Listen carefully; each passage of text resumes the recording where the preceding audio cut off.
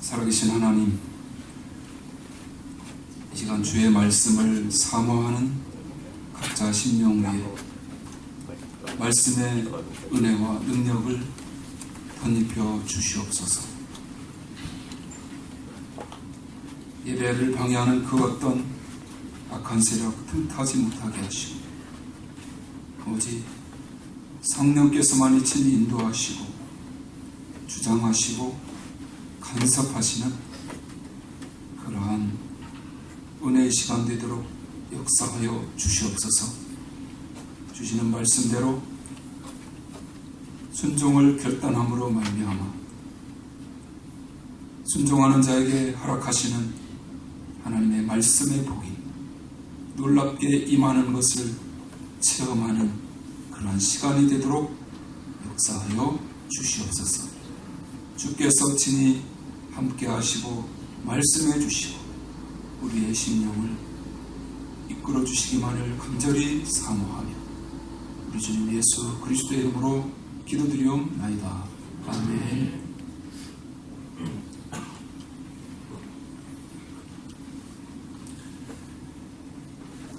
마태복음 5장부터 7장까지 기록된 산상수훈, 예수님께서 산에서 말씀을 증거하신 거죠.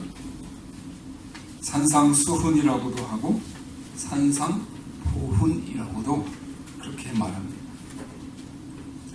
이 마태복음 5장에서 7장까지 기록된 이 산상수훈은 왕 되신 예수님이 천국 복음을 선포하신 첫 번째 설교였습니다. 예수님은 아무도 돌아보지 않는 그러한 연약한 자들을 천국 백성으로 삼으시고 그들에게 천국의 원리를 설명해 주십니다. 이 산상수훈에 대한 여러 가지 해석이 있는데 그 가운데 가장 바람직한 해석은 산상수훈은 예수님께서 하나님의 백성들이 살아가야 할 삶의 모습을 보여주신 것이라는 해석입니다. 하나님께서 우리 모두를 구원해 주셔서 천국 백성으로 삼아주셨습니다. 십자가로 죄 사함을 베풀어 주셨고 하나님의 자녀로 삼아주셨습니다. 그렇다면 전적인 하나님의 은혜로 말미암아 천국을 소유한 하나님의 백성인 우리가, 하나님의 백성인 저와 여러분이 내 마음대로 살 수 없는 것입니다. 그렇다면 우리가 이 땅에서 어떠한 삶을 살아야 하겠습니까? 하나님의 은혜로 구원받은 우리들이 어떠한 삶을 사는 것이 하나님을 위한 것이고 하나님이 원하시는 것일까요? 우리가 진정으로 구원받은 하나님의 백성이라고 하면 우리의 삶은 세상 사람들과 무언가 달라야 합니다. 바로 그 삶의 모습이 이 산상수훈에 자세하게 나타나 있습니다. 오늘부터 몇 주 동안 이 말씀을 함께 살펴보면서 이 말씀을 여러분의 마음속 깊이 새기시기 바랍니다. 그 가운데 필요한 몇 구절은 암송도 해보시기 바랍니다. 그리고 말씀이 보여주는 삶과 자신의 삶을 진지하게 한번 비교해 보시기 바랍니다. 말씀의 거울 앞에, 이 말씀의 거울 앞에 자신의 삶을 깊이 비추어 보시기 바랍니다. 그리고 간절하게 성령 하나님께 여러분의 삶을 바꾸어 달라고 기도하시기 바랍니다. 우리가 이러한 태도를 가지고 이 말씀을 대한다면 이 말씀이 우리의 삶과 우리의 가정을 축복의 삶으로 이끌어 주실 줄로 믿습니다. 그 믿음을 가지고 우리가 나아갈 때 하나님께서 분명히 새롭게 해주실 줄로 믿습니다. 왜냐하면 말씀에는 능력이 있기 때문입니다. 유명한 심리학 전문지인 사이콜로지 투데이에서 행복에 관한 주제로 수많은 사람들을 대상으로 광범위한 설문조사를 했습니다. 그들은 이 설문조사를 토대로 논문을 발표했는데 그 논문의 결과는 매우 간단했습니다. 그것은 행복과 이 세상의 이 땅의 삶의 조건은 아무런 상관이 없다. 그런 것이었습니다. 경제적으로 압박을 받는 사람들은 돈이 모든 문제를 해결해 줄 것이라고 생각합니다. 그래서 그들은 그들의 꿈에도 소원, 복권에, 로또에 당첨되는 것입니다. 그것을 소망하고 있습니다. 그러나 막상 그들이 원하는 돈을 그들의 손에 쥐었을 때 그들은 행복해졌을까요? 설문에 응답한 수많은 사람들은 그렇지 않다고 대답했습니다. 돈이 많은 사람들이라 할지라도 내면 깊은 곳에 불안함과 허전함과 허무함을 호소하며 삶에 고통이 있다고 그렇게 대답했습니다. 또한 전국에서 실시된 이 조사를 통해서 지리적인 조건도 행복과 무관하다는 그러한 결론을 얻을 수 있었습니다. 어디에 사는가 행복의 조건이 되지 못한다는 것입니다.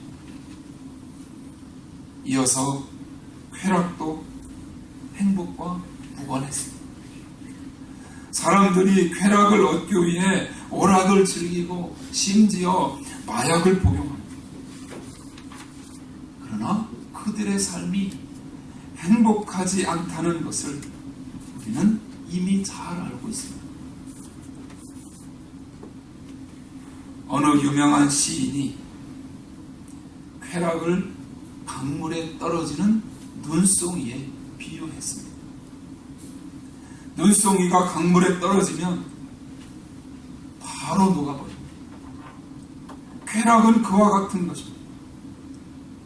쾌락이 내 인생에 즐거움과 행복을 줄 것 같지만 그것은 거짓말입니다. 순간의 쾌락이 지나가면 또 다른 갈증이 내 안에 남는 것입니다. 그렇다면 우리 삶의 진정한 행복은 어디에 있을까요? 어떤 삶이 진정 복 있는 삶일까요? 오늘 산상수훈은 우리가 잘 아는 유명한 8복으로 8가지 복으로 시작됩니다. 왜 8복일까요? 바로 복이 있나니가 8번 나오기 때문입니다. 예수님이 말씀하신 복이 있는 자의 의미가 가장 잘 나타난 것은 다름 아닌 구약 성경입니다. 그 당시에는 신약 성경이 없었습니다. 구약 성경에 의하면 하나님은 인간에게 복을 주셨죠. 그리고 그 복을 받은 인간은 하나님을 찬양했습니다. 이렇게 하나님이 주신 복을 인간이 받아들이고 인간이 하나님을 찬양할 때 하나님은 그들을 바라보시며 기뻐하셨고 그들을 인정해 주셨습니다. 하나님이 누군가를 바라보시며 기뻐하시는 그 상태, 그것이 바로 성경이 말하는 복 있는 자의 모습인 것입니다. 여러분, 우리는 부모님께 인정을 받으면 기뻐합니다. 직장 상사의 인정을 받으면 더할 것 없이 기뻐합니다. 만일에 대통령의 인정을 받는다면 아마 날아갈 것 같이 기쁠 것입니다. 하물며 하나님, 우리의 삶을 바라보고 인정해주고 기뻐하신다. 그것보다 행복하고 복된 삶이 어디에 있겠습니까? 바로 이러한 삶을 사는 사람이 성경이 말하는 복 있는 자인 것입니다. 그렇다면 여러분, 복 있는 자의 삶은 어떤 모습일까요? 그것이 바로 팔복에 잘 나타나 있습니다. 우리는 이제 이 8가지 복을 자세히 살펴볼 것입니다. 팔복은 산상수훈 전체에서 서론의 역할을 합니다. 학자들마다 이 팔복을 여러 부분으로 나누지만 결국 크게 2가지로 나눌 수 있습니다. 처음 4가지 복은 우리와 하나님과의 관계, 그 관계를 이야기하고, 그 다음 4가지 복은 동료 그리스도인들과의 관계를 이야기합니다. 그러면 오늘은 처음 4가지 복에 대해 살펴보겠습니다. 첫 번째, 예수님은 산상수훈을 가르치시며 이렇게 말씀하십니다. 심령이 가난한 자는 복이 있나니. 같이 한번 해보실까요? 심령이 가난한 자는 복이 있나니. 무슨 뜻일까요? 일반적으로 가난함이라고 하는 것은 물질적인 궁핍함을 말합니다. 그러나 궁핍한 자들에게는 하나님밖에 의지할 피난처가 없었기 때문에 구약에서는 이 가난함이 영적인 의미를 갖게 된 것입니다. 그것은 결국 겸손하게 하나님을 의지하는 것과 동일한 것으로 간주되었습니다. 이런 영적인 가난함은 구약 성경 전체에 나타난, 특별히 이사야서에 잘 나타나 있습니다. 가련하고 가난한 자가 누구인가? 그들은 물이 없어서 갈증으로 혀가 마른 사람들입니다. 그렇게 영적으로 가난을 느끼는 자들, 즉 심령이 가난한 자들을 위해 하나님은 놀라운 일을 행하십니다. 그 일을 이사야서는 이렇게 표현했습니다. 이사야 41장 17절 18절 나눠드린 성경 본문 나와 있습니다. 첫 번째, 이사야 41장 17, 18절 같이 읽습니다. 가련하고 빈핍한 자가 물을 구하되 물이 없어서 갈증으로 그들의 혀가 마를 때 나 여호와가 그들에게 응답하겠고 나 이스라엘의 하나님이 그들을 버리지 아니할 것이다.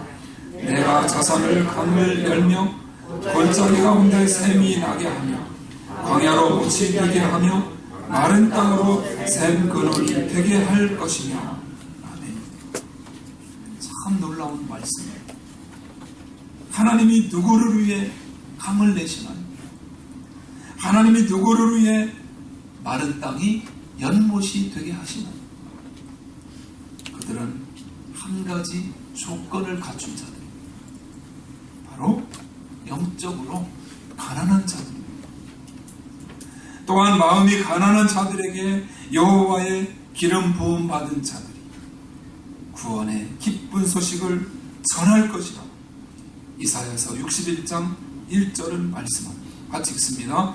주 여호와의 신이 내게 임하셨으니 이는 여호와께서 내게 기름을 부으사 가난한 자에게 아름다운 소식을 전하게 하려 하십니다.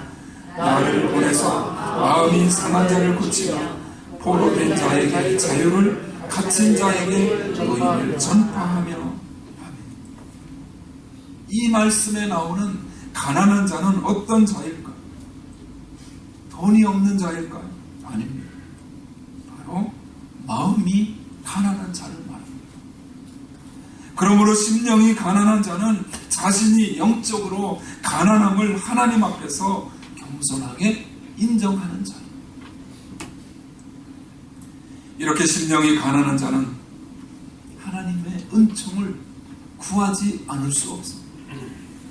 찬양이 절로 나옵니다. 빈손 들고 앞에가 십자가를 붙다. 의가 없는 자라도 도와주신 바라.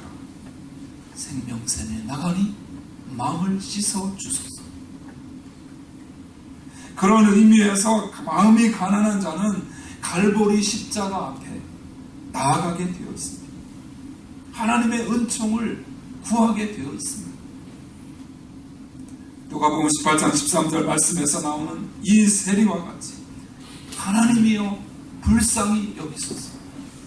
나는 죄인이로소이다라고 외치게 되는 것입니다. 그래서 유명한 존 칼빈은 이렇게 말했습니다. 오직 자기에게 아무것도 가진 것이 없어 하나님의 자비를 의지하는 자만이 심령이 가난한 자입니다. 오직 자기에게 아무것도 가진 것이 없어 하나님의 자비를 의지하는 자만이 심령이 가난한 자입니다. 내게 아무것도 없습니다. 내 안에는 의도 없고 거룩함도 없고 하나님 보시기에 좋은 것, 선한 것이 하나도 없습니다. 하나님 앞에서 자신의 무가치함을 인정하는 것입니다. 그래서 하나님, 저는 죄인입니다. 저를 불쌍히 여겨 주옵소서. 그 심정으로 이 산상수훈을 살펴본다. 우리 모두의 마음이 영적으로 가난해지시기를 바랍니다. 예수님은 두 번째로 애통하는 자에 대해 말씀하십니다. 심령이 가난한 자들은 당연히 애통하게 되어 있습니다. 사는 것이 힘들어서 애통하는 것이 아닙니다. 돈이 없어서 억울한 소리를 들어서 애통하는 것이 아닙니다. 내가 영적으로 가난하기 때문에 그 가난한 것으로 인하여 하나님 앞에 애통하는 것입니다. 성경은 우리 그리스도인들이 흘려야 할 눈물이 있다고 말씀합니다. 우리는 먼저 세상의 악에 대해 슬퍼하며 울어야 합니다. 예수님은 회개하지 않는 예루살렘을 바라보며 우셨습니다. 시편 기자는 시편 119편 136절에서 이렇게 이야기합니다. 우리 같이 읽습니다. 저희가 주의 법을 지키지 아니하므로 내 눈물이 시냇물같이 흐르나이다. 주의 법을 지키지 않고 시냇물같이 많은 눈물이 흘렀다는 것이죠.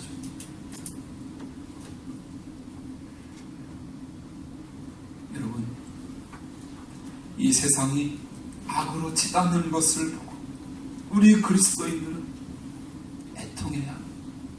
울어야 합니다. 사도 바울은 교회 안에서 잘못된 길을 가고 있는 사람, 교회 밖에 아닙니다. 교회 안에서 잘못된 그 신앙의 길을 가고 있는 사람들을 위해 울었습니다. 빌립보서 3장 18절 읽습니다. 내가 여러 번 너희에게 말하였거니와 이제도 눈물을 흘리며 말하노니 여러 사람들이 그리스도 십자가의 원수로 행하느니라. 사도 바울은 믿음대로 살지 않는 사람들을 위해서 울었습니다. 그런 면에서 우리는 더욱 우리 자신을 위해서 울어야 합니다. 왜냐하면 우리 안에 슬퍼하며 눈물을 흘려야 하는 죄가 있기 때문입니다. 그래서 사도 바울은 로마서 7장 24절에서 이렇게 탄식합니다. 같이 읽습니다. 오라 나는 권고한 사람이다. 이 사망의 몸에서 나를 건져내라. 여러분에게 이러한 탄식이 있으신가요? 사도 바울은 죄 가운데 있는 고린도 사람들에게 이렇게 말합니다. 어찌하여 너희가 애통하지 않느냐? 어찌하여 너희가 울지 않느냐? 우리는 우리의 죄를 애통해야 할 줄로 믿습니다. 18세기 아메리칸 인디언을 위해 모든 것을 헌신한 선교사 데이빗 브레이너드. 그는 1740년 10월 18일자 일기에 이렇게 적었습니다. 아침 기도 시간에 나의 영혼은 심히 녹아내려 나의 사악함과 엄청난 부도덕함 때문에 몹시 슬퍼하며 울었다. 단 2줄의 일기이지만 우리가 배워야 할 사세라고 생각합니다. 그 거룩한 선교사, 그 유명한 선교사, 자신의 죄 때문에 아침에 일어나서 날마다 하나님 앞에 애통하며 나아갔다는 것입니다. 여러분, 오늘 우리에게도 이러한 눈물이 필요합니다. 하나님은 이와 같은 눈물을 병에 담으신다. 무슨 말씀입니까? 기억해 주신다는 말씀이죠. 시편 56편에서 말씀하고 있습니다. 유명한 주석가인 레스키는 이렇게 말합니다. 모든 위로 가운데 가장 큰 위로는 통곡하고 애통하는 모든 이에게 임하는 하나님의 사하는 선고다. 하나님은 애통하는 자의 죄를 용서해 주심을 믿으시기 바랍니다. 그런 의미에서 여러분, 하나님 앞에서 애통하지 않을 심령이 누가 있겠습니까? 우리는 애통해야 합니다. 그래서 오늘 예수님이 말씀하십니다. 애통하는 자는 복이 있나니 그들이 위로를 받을 것입니다. 같이 하실까요? 애통하는 자는 복이 있나니. 두 가지 기억하십시오. 심령이 가난한 자, 애통하는 자가 복이 있다고 말씀하고 있습니다. 우리가 기도할 때마다 나의 영적인 상태를 돌아보면서 애통할 때 하나님이 우리의 눈에서 눈물을 씻기시고 우리를 위로해 주실 줄로 믿습니다. 예수님은 세 번째로 온유한 자에 대해 말씀하십니다. 온유한 자는 복이 있나니 그들이 땅을 기업으로 받을 것입니다. 예수님께서는 친히 자신을 마음이 온유하고 겸손하다고 말씀하십니다. 온유하다는 것은 다른 사람들을 대하는 겸손한 태도를 말하는 것입니다. 그런데 다른 사람에게 온유하게 대하는 것이 그렇게도 어려운 것일까요? 유명한 로이드 존스 목사님은 그 이유를 이렇게 설명합니다. 한번 들어보십시오. 우리가 하나님 앞에서 자신을 죄인이라고 자백하는 것은 비교적 쉬운 일이다. 그러나 사람들이 나를 죄인이라고 말하도록 허용하는 것은 어려운 일이다. 우리는 본능적으로 그것을 불쾌하게 여깁니다. 우리는 다른 사람들의 비난을 듣는 것보다 차라리 우리가 우리 자신을 비난하는 것을 더 좋아한다. 무슨 뜻인가요? 쉽게 설명하면 이렇습니다. 우리가 예배 시간에 하나님 앞에서 자신은 불쌍한 죄인이라 고백하는 것은 비교적 누구나 할 수 있는 쉬운 일이라는 것입니다. 예를 들어서 제가 설교 시간에 참회 시간을 갖자고 한 후에 여러분에게 주님, 저는 불쌍한 죄인입니다 라는 고백을 따라하라고 하면 모두가 잘 따라합니다. 그런데 예배 마치고 나서 인사하는 시간, 어느 집사님이 앞에 다가오더니 대놓고 이 불쌍한 죄인아, 그렇게 한번 말을 한다고 생각해 보십시오. 어떻게 되겠습니까? 아마 그 말을 듣은 분은 화를 참기가 쉽지 않을 것입니다. 다시 말하면 방금 전 우리가 분명히 하나님 앞에서 죄인임을 인정했을지라도 다른 사람이 그렇게 표현하는 것에 대해서 받아들일 마음의 준비가 되어 있지 않다는 사실입니다. 바로 여기에 근본적인 위선이 있습니다. 온유함이 없을 때 우리는 위선적으로 행동할 수밖에 없습니다. 이것이 우리가 다른 사람들을 온유하게 대하지 못하는 이유입니다. 그렇다면 어떤 사람이 다른 사람들을 온유하게 대할 수 있을까? 하나님은 분명히 말씀하십니다. 애통하는 자, 즉 자신의 참 모습을 보고 애통해본 사람만이 다른 사람에게 비로소 온유할 수 있다고 말씀하십니다. 로이드 존스 목사님은 이러한 진리를 간단 명료하게 요약합니다. 참으로 온유한 사람은 하나님과 다른 사람에게 그들의 방식대로 그를 생각하고 그들의 방식대로 그들을 대할 수 있다고 인정하는 사람입니다. 여기서 중요한 것은 하나님만이 아니라 다른 사람들, 나를 그들의 방식대로 대하도록 허용해야 한다는 것입니다. 그것이 바로 온유함이라고 말하고 있습니다.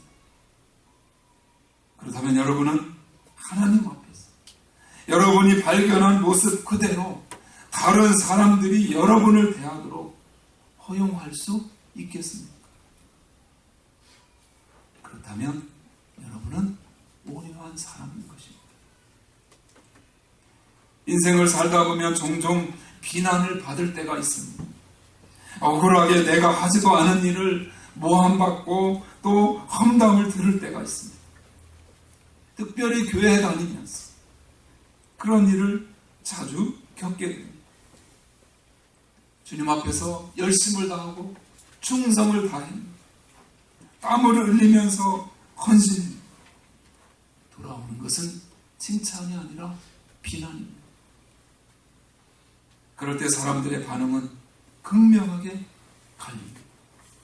어떤 사람은 펄쩍 빕니다. 또 어떤 사람들은 조사관이 되고 형사가 됩니다.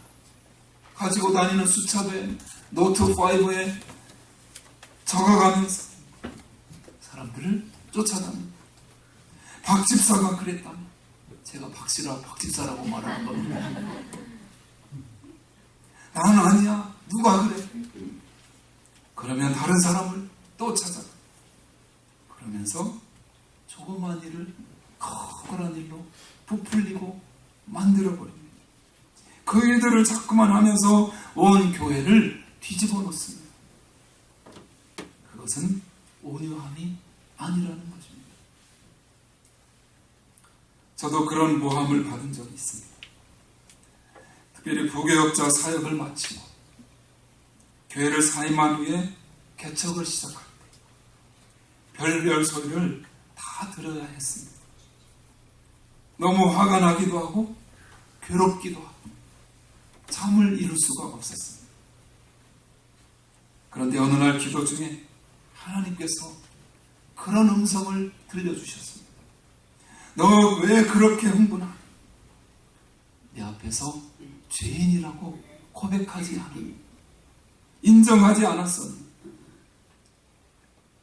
저는 하나님 앞에서 위선을 하고 있었던 것입니다. 하나님 앞에서 스스로 못난 자라고 심령이 가난한 자라고 고백했지만 다른 사람들이 내 심령이 형편없다고 이야기하는 것을 참지 못했던 것입니다. 그날 이후 저에게 평안이 찾아왔습니다. 저를 욕하는 사람들을 향해 같이 욕하거나 그들에게 화낼 필요가 없어졌습니다. 저는 그들을 온유하게 대하기를 결단할 수 있었습니다. 오히려 하나님께 저들을 긍휼히 여겨달라고 기도하는 마음을 갖게 되었습니다. 여러분, 주님은 오늘 놀라운 말씀을 하십니다. 누가 이 땅에서 땅을 차지하게 될 것인가? 놀랍게도 주님은 온유한 자라고 말씀하십니다. 이 땅에서 가장 큰 재산은 통장의 잔고도 아니고 부동산도 아닙니다. 가장 큰 재산은 바로 사람입니다. 사람을 통해 모든 것을 얻을 수 있습니다. 그렇다면 사람을 어떻게 얻을 수 있는지 아십니까? 온유한 마음을 가질 때. 주위에 사람들이 모입니다. 자녀들이 그를 존경합니다. 형제들이 그를 사랑합니다. 돈이 많지 않아도 행복합니다. 온유한 자는 복이 있나니 그들이 땅을 기업으로 받을 것이며 말씀합니다. 같이 하시죠. 온유한 자는 복이 있나니. 이 말씀을 기억하시기 바랍니다. 우리 교회와 여러분 모두 위에, 여러분의 가정 위에 온유해지는 축복이 넘치게 되시기를 바랍니다. 마지막 네 번째, 예수님이 의에 줄이고 목마른 자에 대해 말씀하십니다. 이렇게 하나님과 다른 사람에게 겸손한 태도를 가진 사람, 그 사람이 어떻게 될까요? 의를 사모하게 됩니다. 개인의 의뿐만 아니라 하나님의 의를 간절하게 사모하게 됩니다. 오늘 하나님은 이렇게 말씀하십니다. 의에 줄이고 목마른 자는 복이 있나니 그들이 배부를 것이니. 같이 하실까요? 의에 줄이고 목마른 자, 그 자가 복이 있다 말씀하고 있습니다. 팔복 가운데 이번 장에서 먼저 우리가 살펴본 이 네 가지 복, 이 복은 하나의 금사슬로 연결되어져 있습니다. 이어져 있습니다. 따로따로 분리된 것이 아닙니다. 그런 의미에서 여러분, 누가 복 있는 자입니까? 복 있는 자가 되려면 먼저 하나님 앞에서 우리의 심령이 가난해져야 합니다. 그 다음 우리는 죄로 인해 애통해야 합니다. 그래서 마음이 가난한 자는 애통하게 되어 있습니다. 그리고 이러한 애통함이 진심이라면 우리는 마땅히 다른 사람을 온유하게 대하게 됩니다. 다른 사람이 나에게 무엇이라 하든 나는 그 사람을 온유한 마음으로 대할 수 있어요. 이렇게 마음이 온유한 사람은 하나님의 의를 목말라 하게 됩니다. 이것이 바로 복 있는 자의 모습임을 기억하시기 바랍니다.